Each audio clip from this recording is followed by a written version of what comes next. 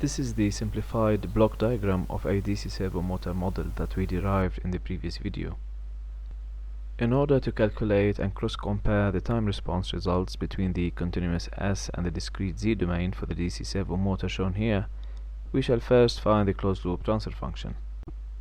Here we have a simple forward path block with a unity feedback. This leads to the transfer function that's equal to the forward path block over 1 plus the loop transfer function.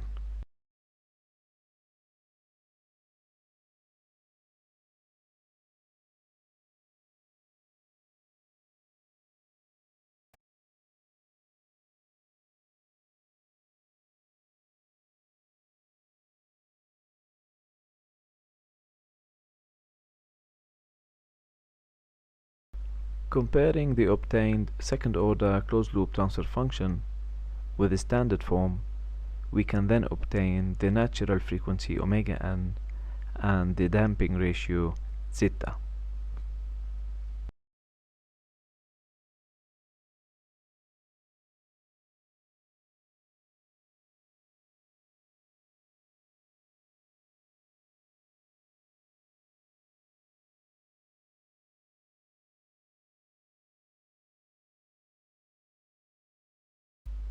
In the discrete domain, the system can be represented with an impulse sampler, zero order hold, and the DC servo transfer function.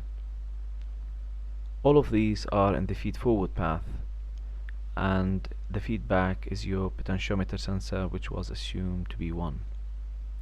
Again, such simplifications were carried out to minimize calculations and to highlight the effect of the sampler on the step response of the system for both the S and the Z domains. Let us first denote the zero order hold block and the DC servo transfer function as G of S. Following the procedures in the previous videos, we can represent the numerator of the zero order hold as Z minus 1 over Z.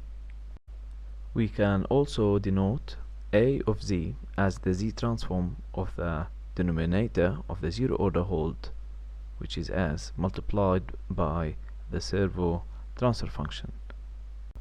The Z transformation can be found, for example, using partial fractions and the transformation tables, or alternatively we can find the star function first and then we can substitute Z with the exponential of St. The latter method can make use of the residue theorem, sometimes called Cauchy residue theorem. It is a powerful tool to evaluate the A star of S.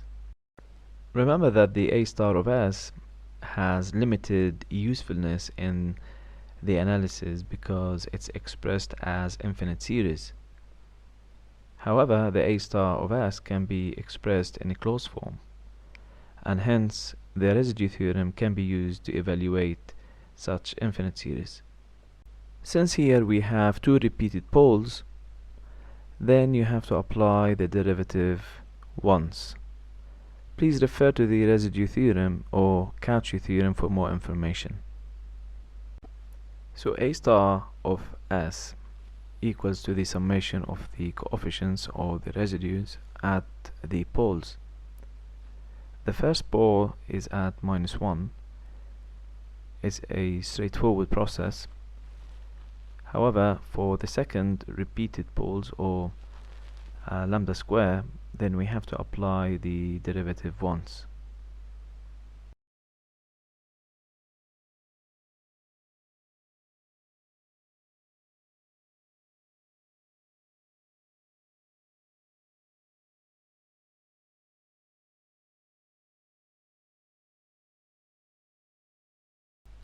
After finding the A star of S, we then can substitute the exponential of St with Z.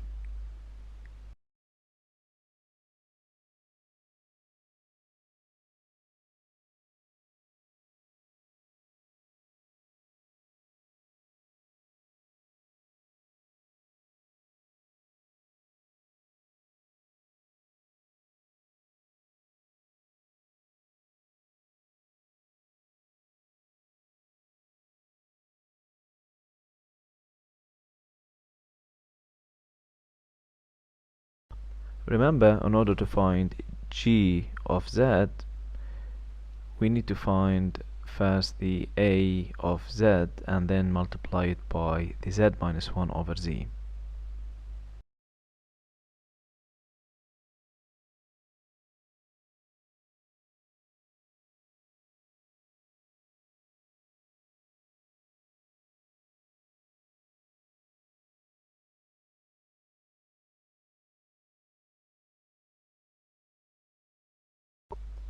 Then the closed loop transfer function can be easily obtained by g of z over 1 plus g of z.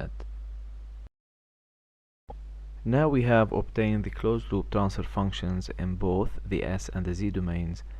In the next video, we will analyze the behavior using MATLAB for both systems, highlighting the effects of the sampling period on the time response.